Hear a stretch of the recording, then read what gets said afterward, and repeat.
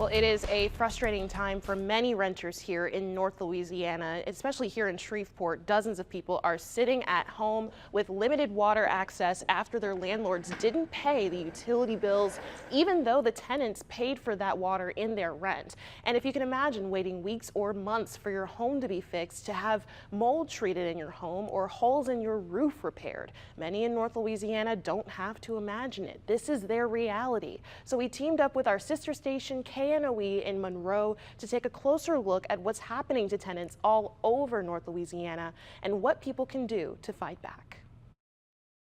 When Stephanie Carlos Colvin signed a lease to rent this home in Monroe last winter, well, I was happy because, I'm like, okay, it's a bigger house, it's spacious, and I had ideas of, how I was going to decorate. She started making plans for future family gatherings and holidays under her roof. But that roof almost immediately had issues. Shingles were missing, and she says the owner told her it would get fixed. It never did get taken care of, and, it just one thing led to another, and they had gotten the shingles, but they never fixed it until after the big rain came and it rained in and everything, light fixtures fell. And as you can see, that's how they replaced the lights, just hooked them back up with the wires hanging down like that. She faced months of issues as more rain fell. Leaks and mold started growing and sheetrock fell in the house. And a year later, she feels stuck and frustrated. My question is, why did you not fix it when we asked? If you would have fixed it at the beginning, we wouldn't have had this problem. I've lost clothes, I've lost shoes, I've lost stuff that can't be replaced. But my mom, mourning the loss of the dreams she had for her new home. It makes me feel sad. You can't have anybody come over and visit. Why would you want to anybody? No, I'm not. People know the condition. They know what I told, but I had actually seen it to see what it was. It makes me think, well, somebody say, why are you living in, why are you staying there? But people don't realize it's not that easy just to up and move. It takes money to move. Brian Thomas moved to Cross Lake Apartments in Shreveport last June. He says issues started on day one with an air conditioning unit blowing hot air, and that was only the start of their problems. This picture is of the one with the mold and the 2 leaks and the guest bedroom and the closet.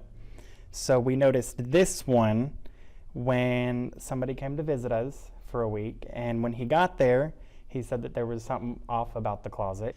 So we went in there to look, and it was leaking water coming just straight out of it. With every bit of rain, Thomas and his roommates hoped their ceilings wouldn't cave in, and when they reported the issues to property managers for help, the black mold kept continuously growing, and they told me figure it out on my own. Thomas has since moved out of his unit. We reached out to Cross Lake Apartments, and a property manager denied all claims of mold and leaks in the unit.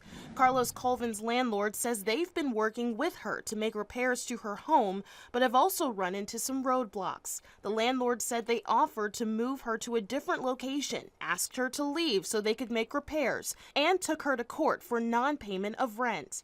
Waiting excessively long for repairs is an issue for tenants in apartments and rental properties all over North Louisiana. The longer they wait for landlords to make repairs, the worse the damage gets. We wanted to know what steps tenants can take before they end up needing repairs and if their landlords aren't responding.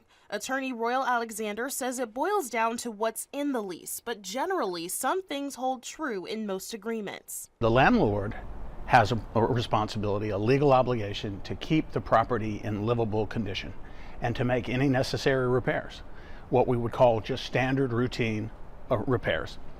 The tenant has an obligation, of course, to pay rent and to not put any undue stress on the property beyond wear and tear.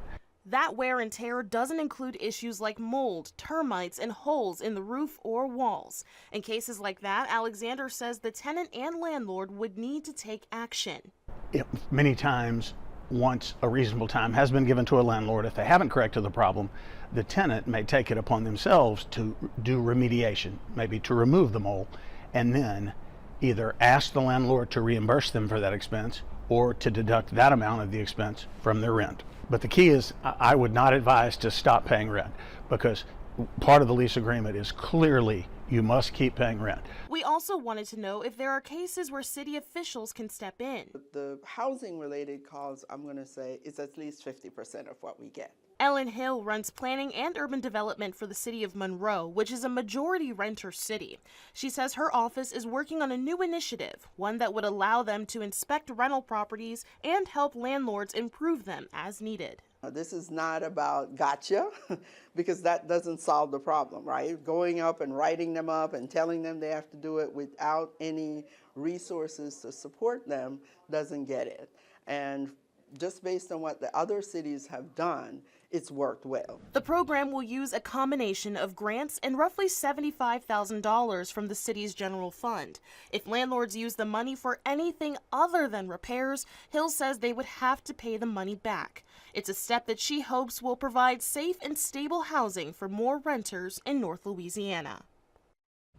And I want to add that the city of Shreveport also started its rental registration property program in 2022 with the goal of reducing the number of units that were overcrowded or substandard in the city. This also helps city officials keep track of any landlords or properties that are consistently having issues. And as of this month, the city says roughly 4,300 properties have been registered through that program. Right now, I want to show you our KSLA.com webpage. You can find this story at KSLA if you search Investigate North LA Housing Horrors. We also have a full story with resources for housing. If people need to find it, just look for Investigate NLA on our website.